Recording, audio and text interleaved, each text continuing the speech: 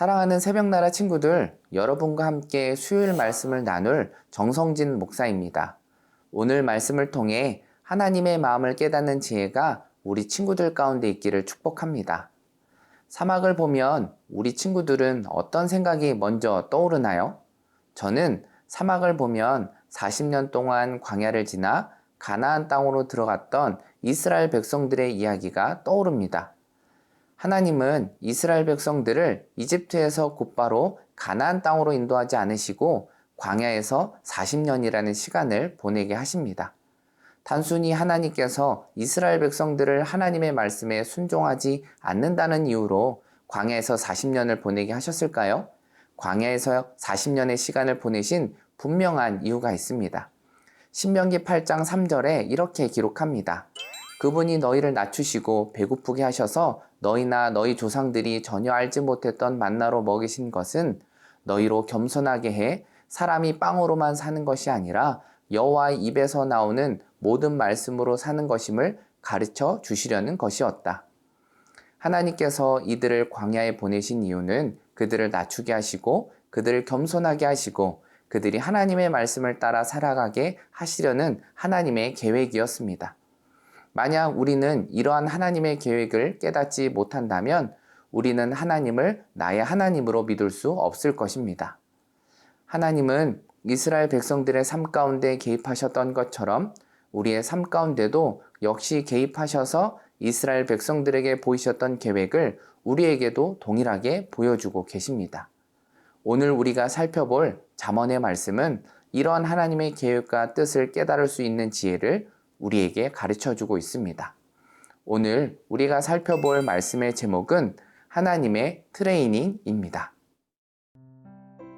오늘의 말씀은 잠언 17장 1절에서 12절입니다. 마른 빵을 먹더라도 평안하고 조용한 것이 온갖 맛있는 음식이 가득하고도 다투며 사는 것보다 낫다. 지혜로운 종은 주인의 부끄러운 짓을 하는 아들을 다스리고 그 형제들과 함께 유산을 나눠받는다. 도가니는 은을, 용광로는 금을 단련하지만 여호와께서는 마음을 단련하신다. 악인은 악한 말에 마음을 두고 거짓말쟁이는 못된 말에 귀 기울인다.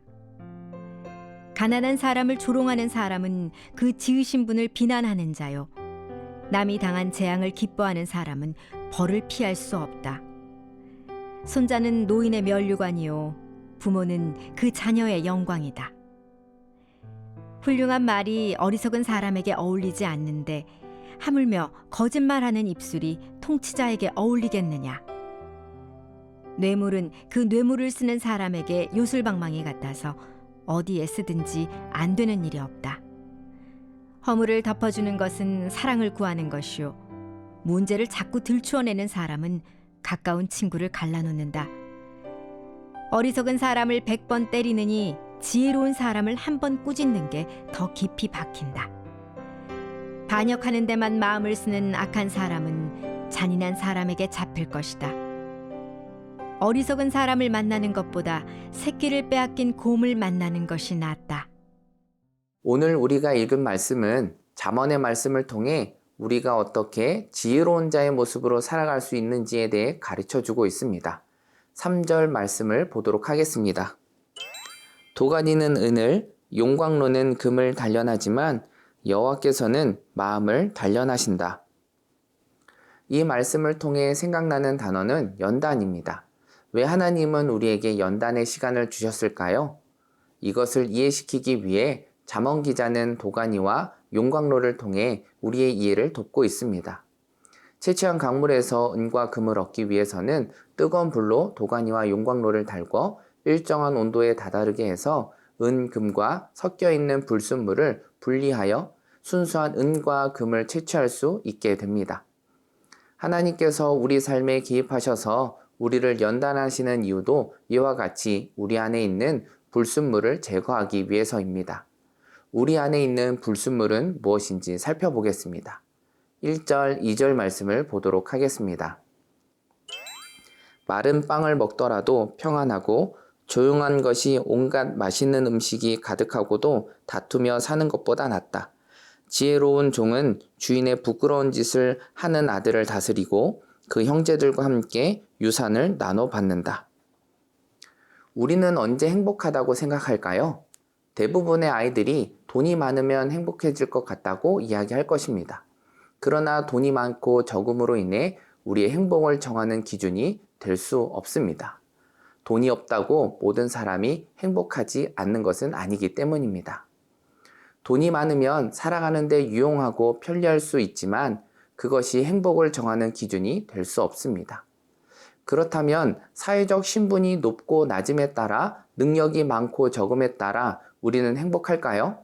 이것도 마찬가지로 사회적 신분이 높고 낮음에 따라 능력이 많고 적음에 따라 우리가 누리고 할 수 있는 일의 차이는 있겠지만 그것이 행복을 정하는 기준이 될 수 없습니다.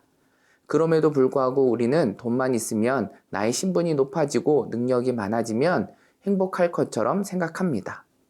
우리는 행복이 우리가 가진 재물에 있다는 불순물, 신분이 높으면 능력이 많으면 행복해질 수 있다는 불순물에 쌓여 있기 때문에 우리는 그 불순물을 제거하고 우리 본래의 모습 자체가 행복할 수밖에 없는 존귀한 존재라는 사실을 깨닫게 하기 위해 우리 삶에 개입하셔서 연단이라는 것을 통해 불순물을 제거하는 것입니다.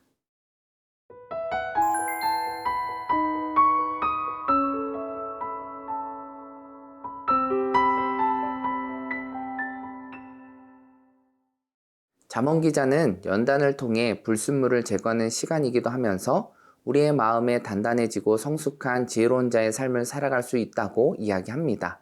4절에서 5절 말씀 보도록 하겠습니다. 악인은 악한 말에 마음을 두고 거짓말쟁이는 못된 말에 귀 기울인다. 가난한 사람을 조롱하는 사람은 그 지으신 분을 비난하는 자요.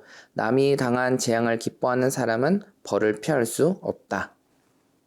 잠언 기자는 현실의 삶을 살아가는 우리에게 반드시 연단이라는 시간이 필요하다고 말합니다.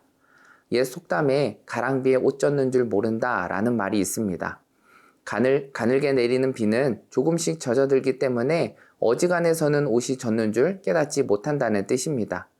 우리가 현실 속에 만나는 사람들은 지혜로운 사람들도 있지만 성경은 악인도 거짓말쟁이도 조롱하는 사람도 자신의 욕심을 위해 어떤 일도 마다하지 않는 사람들도 만나게 된다고 이야기합니다.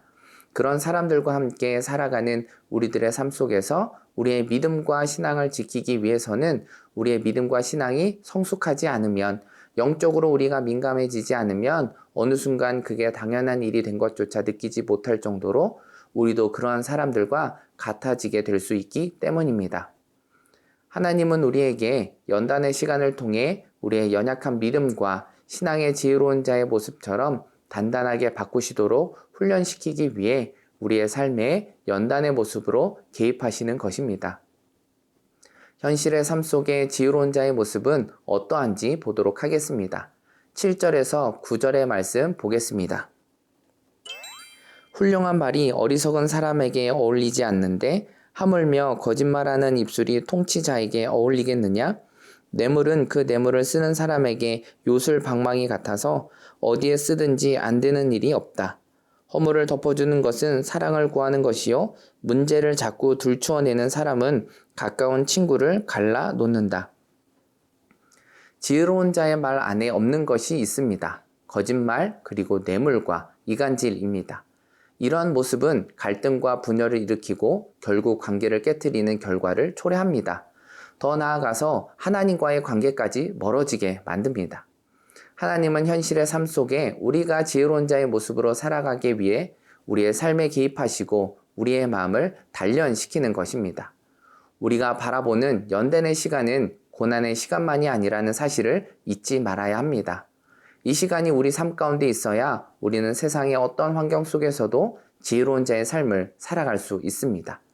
이러한 연단의 시간을 통해 지혜로운 자의 삶을 살아가는 새벽나라 친구들이 되기를 축복합니다. 사랑과 은혜가 충만하신 하나님, 우리의 삶 가운데 개입하여 주셔서 현실의 삶 속에서 지혜로운 자의 삶으로 하나님의 영광을 나타내며 살아가는 새벽나라 친구들이 될 수 있도록 인도하여 주시옵소서. 사랑이 많으신 예수님의 이름으로 기도드립니다. 아멘.